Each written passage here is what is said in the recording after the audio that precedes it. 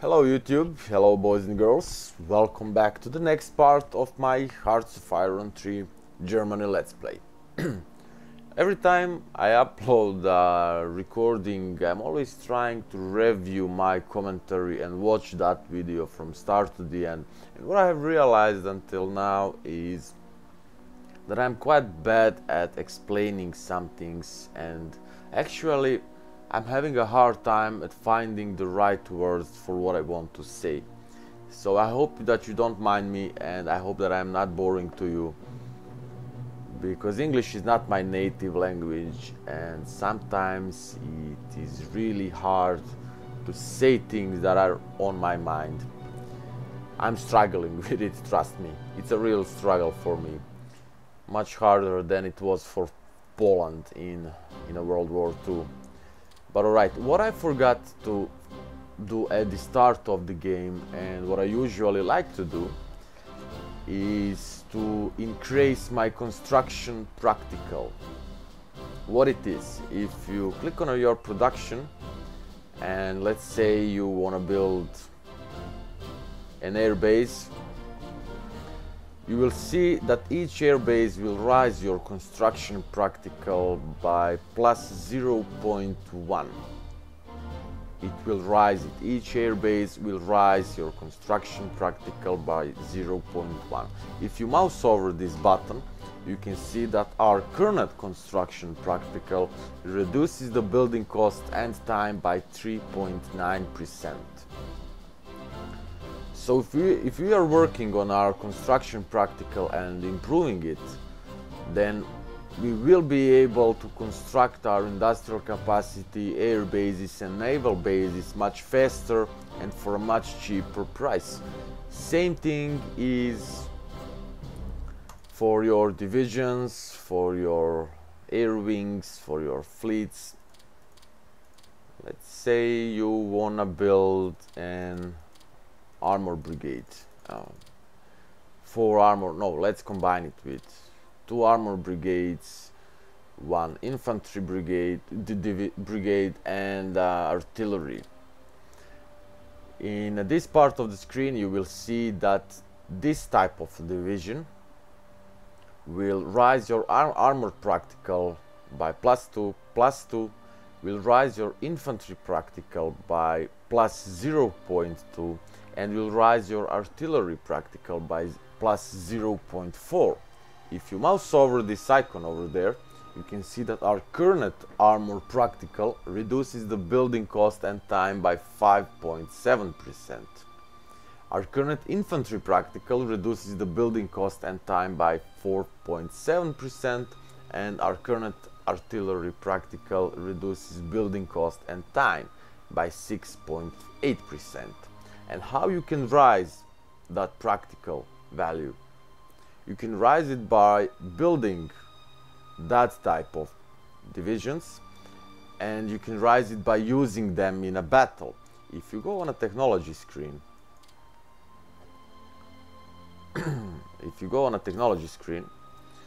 down below you can see all your practicals and all your theories. Theory is similar to practical, but theory is rising when you're researching the text. If you click on some technology, let's say small arms technology, you will see that this tech needs infantry theory, infantry practical, and grand battle plan doctrine. Those 3 will influence the speed and cost of researching that technology. But after you research it, then your infantry theory will be raised by a plus 1. Quite simple. So, but also you can see that for research of small arms technology, you need infantry theory and you need infantry practical. So by researching the small arms, your infantry theory will rise, and by building the infantry units and using them in battle, your infantry practical will rise. And that will also make your infantry divisions cheaper and faster to build, and your infantry technologies will also be cheaper and faster to develop. So let's rise our construction practical. I will put the resource map mode on.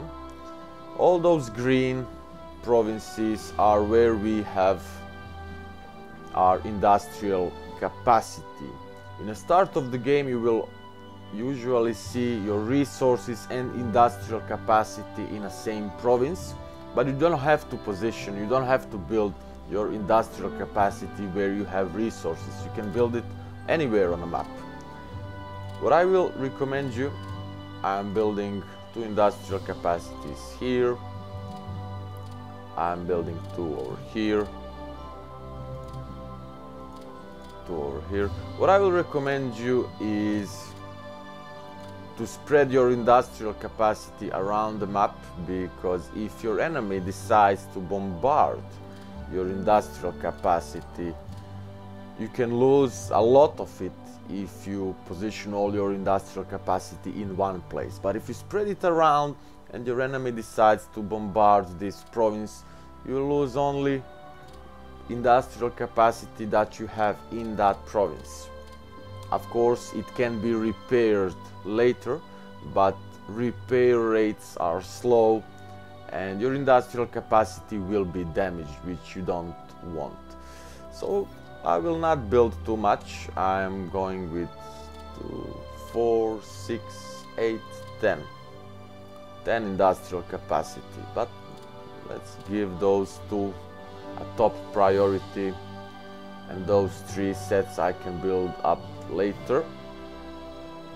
You can also build your industrial capacity over production interface if you click on industrial capacity and select how much you want. Later, when it is done with the building, you will get an icon over here that you can position your industrial capacity somewhere on the map.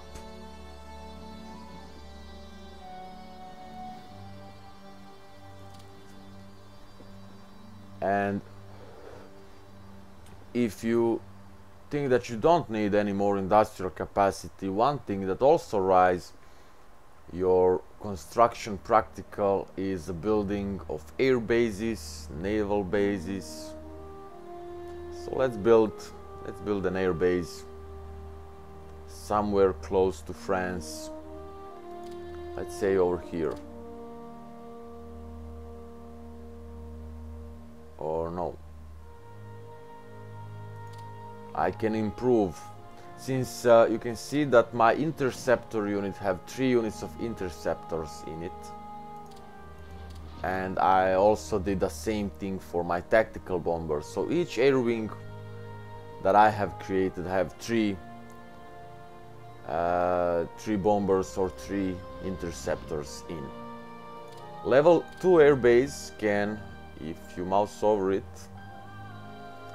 you can see on just under the minimap there are 0 units base here, and this base can repair 2 units each day efficiently. So level 2 air base can repair 2 units each day. Since each my air wings have 3 units inside of it, I want my important air bases to be level 3. So let's upgrade this to level 3 air base. And let's upgrade this. Already is a level 3. This one is level 3. Stuttgart is level 4. And this one is level 10. Top level. Let's build one in Mescheritz. No, not one. Let's build 3. Later I will construct more, but this is just a beginning, so I can rise my construction practical, and later those air bases will be cheaper and they will be built faster.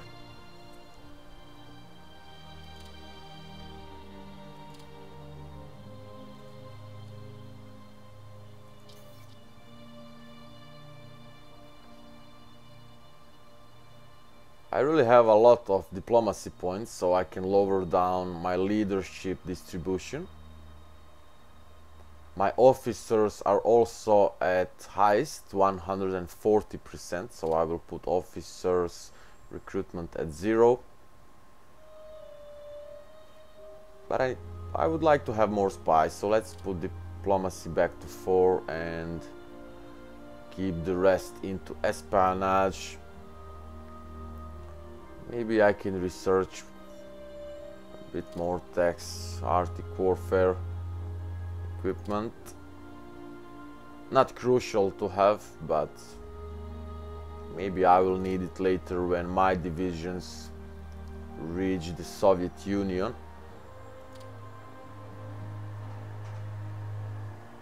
If you go in a simplified terrain mode, you can see that we have Arctic terrain, where those gray color is gray provinces are Arctic. If you, as I said, click on a simplified terrain map mode and mouse over all the different colors to see the terrain type,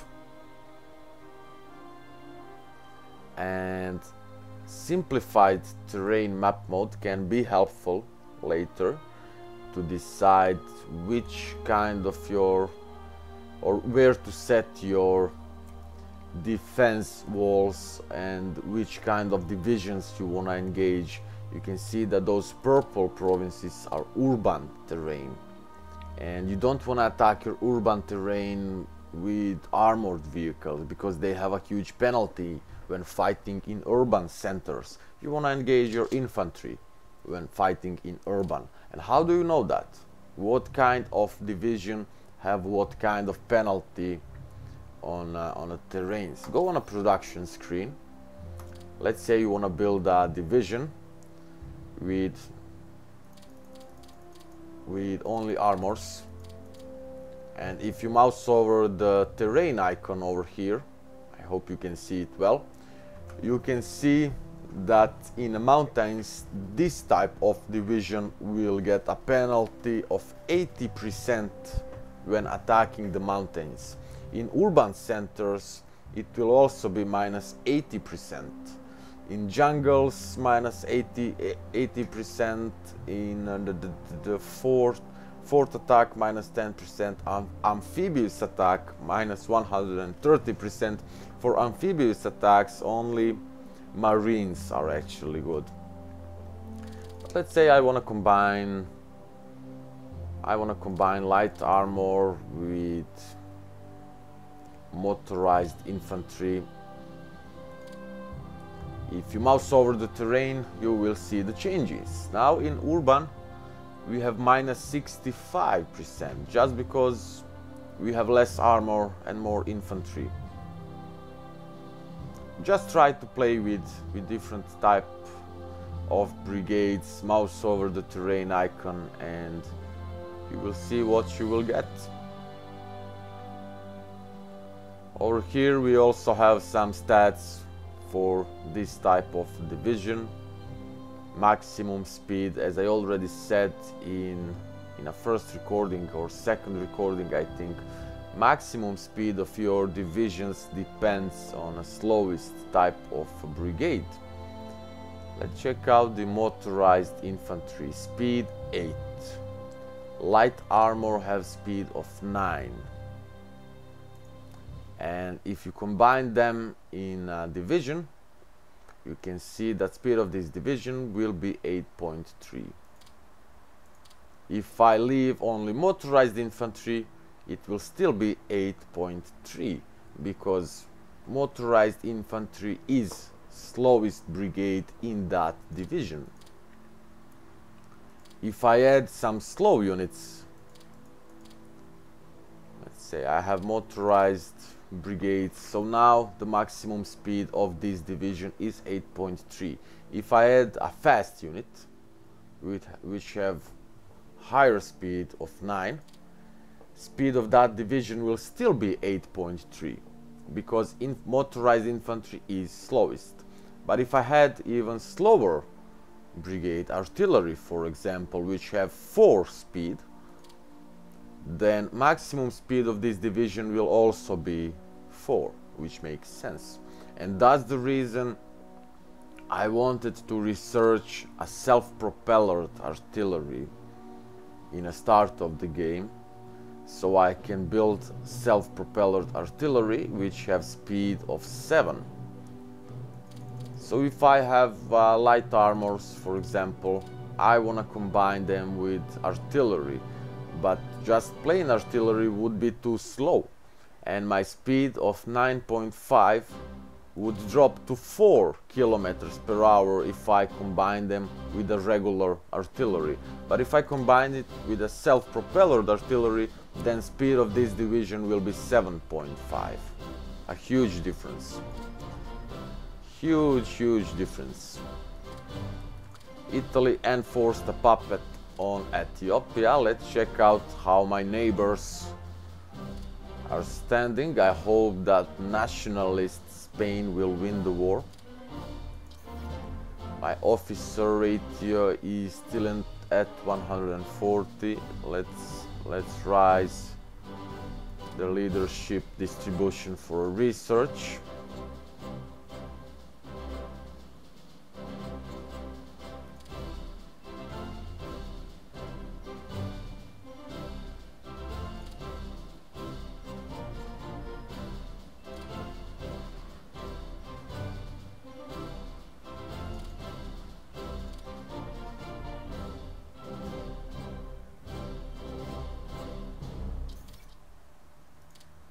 Alright, now I have recruited, I have some units to deploy. My infantry divisions are done, and you can see how my officer ratio has dropped from 140 to 131%. I'm not sure that I told you that, but each brigade, when you are building up your divisions, each brigade have a required amount of officers. Armor brigade needs 100 officers, mountain infantry needs 130 officers, militia needs only 10 officers, garrison needs only 30 officers.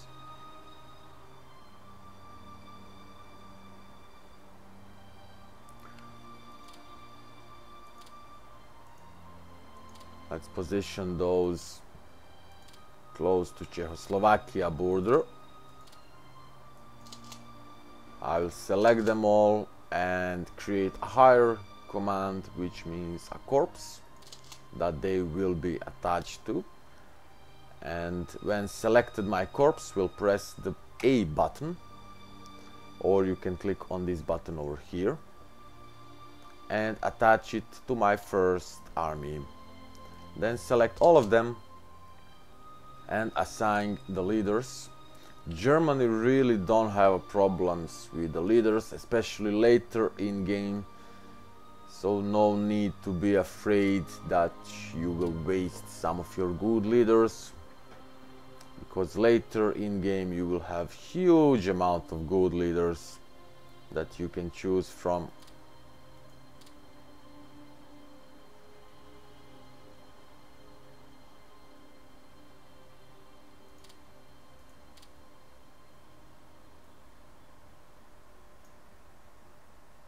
I always like to sort my leaders by skill. So I was talking about how skill of your leader influences your divisions, brigade, armies, blah blah blah, and everything else. So if I need a highly skilled leader, I can find it on the top. If I need a low skilled leader, I can just go down and find one for myself.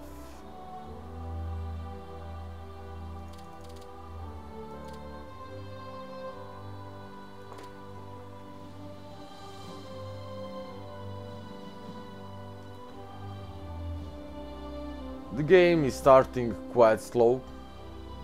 If you are boring, you can attack Poland right away, you can attack Czechoslovakia, you can attack everyone if you want, but that will raise your threats, and all other actions will see you as the aggressor, and they will start to drift away from you. and will probably start joining the allies. I don't want that, because that will make allies stronger. Let's see, who am I influencing? USA, Sweden, Switzerland, and Yugoslavia.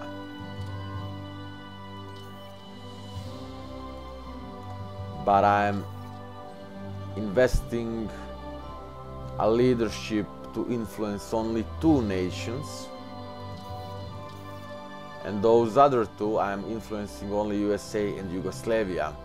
But Sweden and Switzerland, they're trying to get closer to me. They are wasting their leadership to drift closer to my faction.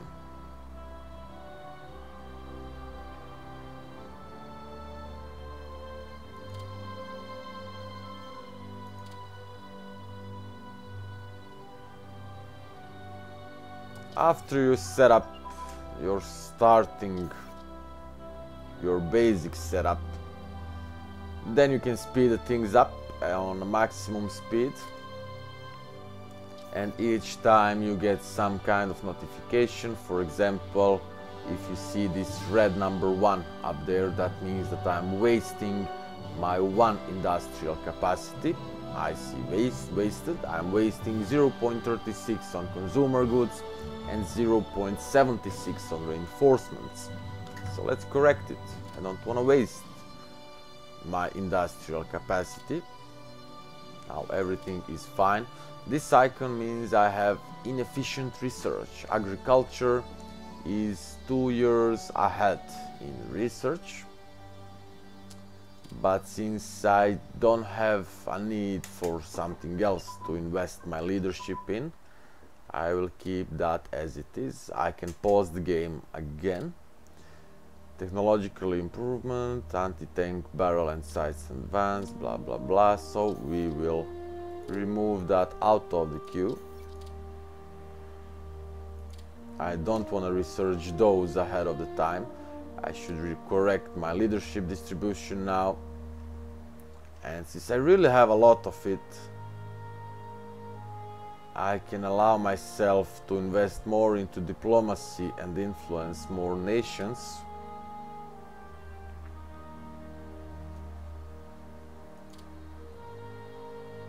Let's influence Hungary. They will join my faction either way, but let's speed this up and influence Hungary.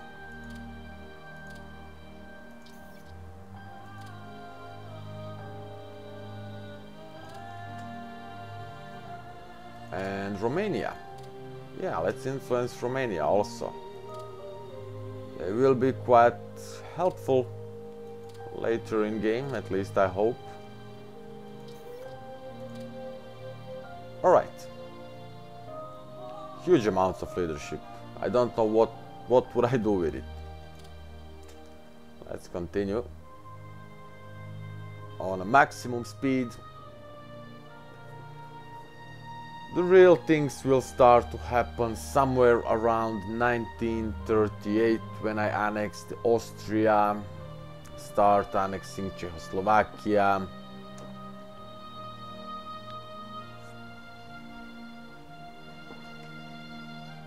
Something has been built over here, an airbase.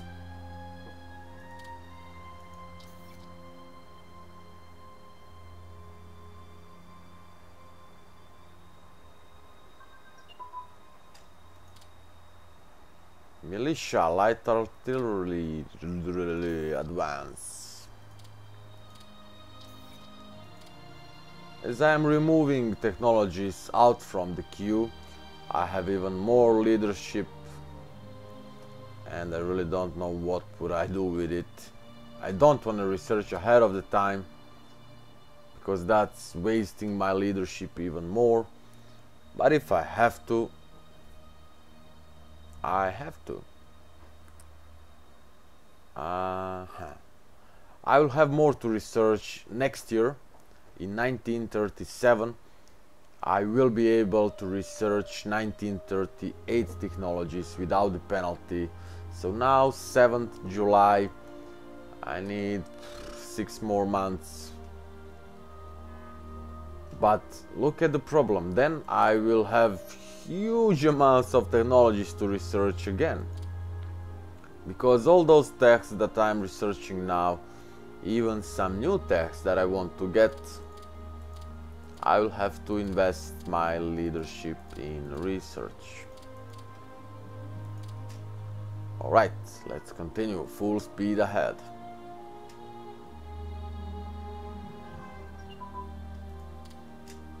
Let's check out my intelligence screen. We'll slower down the game. Let's rise the counter-espionage in USA. You can see that they have a counter-espionage of 7. If I set my spies on a counter-espionage mission in USA, my spies will kill their domestic spies and make my spies, my other spies in their country, an easier job to support our party. So we'll set one part of my spies at counter-espionage. Same is with United Kingdom.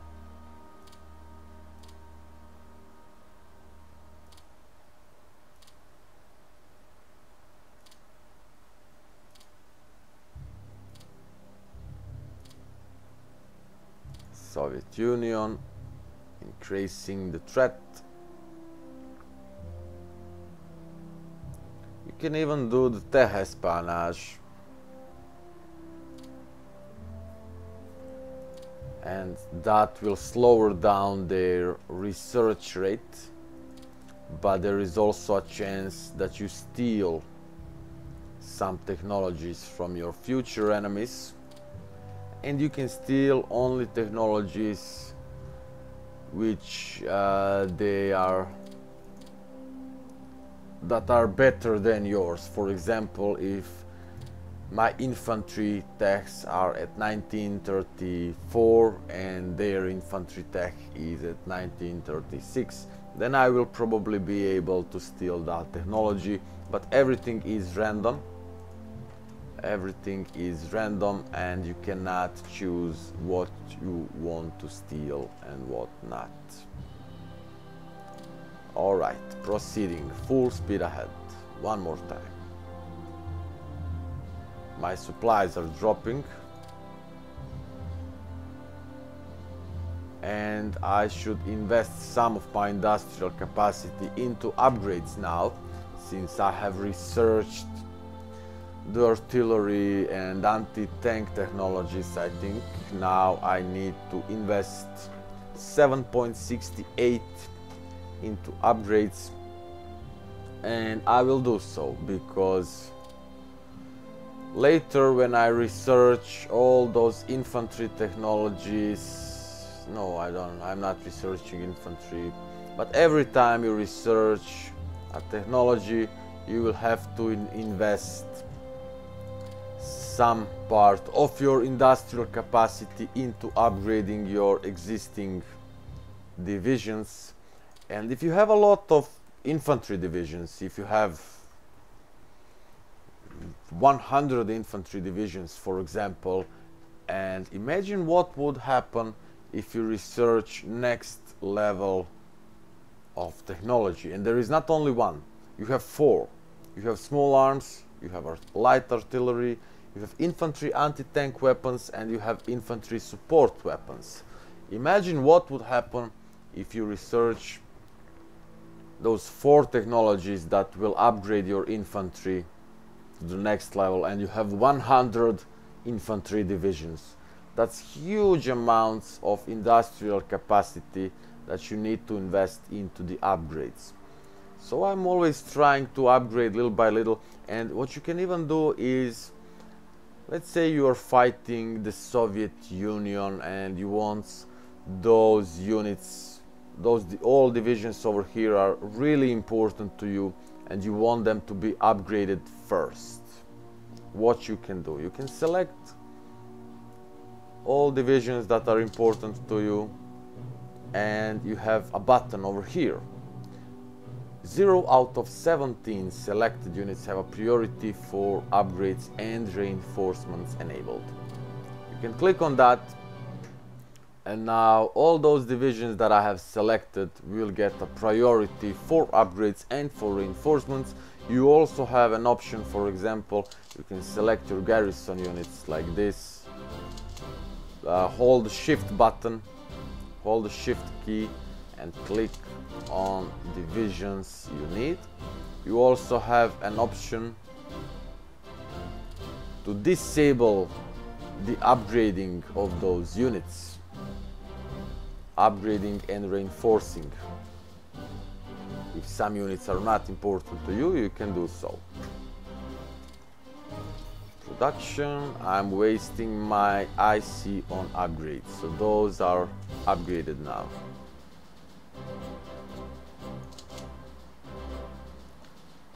Alright, I have selected all my divisions. If I mouse over this button, you can see that 17 out of 40 selected units have priority for upgrades and reinforcements enabled. I will turn that priority off, at least for now. And I think that I really have told you a lot of information in this recording. I don't want to spam you with all the information and make a 1 hour long tutorial about everything, because I want to leave some space for later.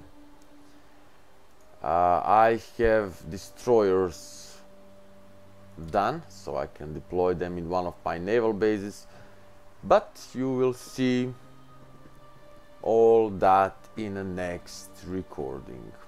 I hope I was interesting enough, and I hope that you was watching from the start to the end. If you did, please press the like button down below. Subscribe if you already didn't, and until the next time, I wish you all the best, and bye bye.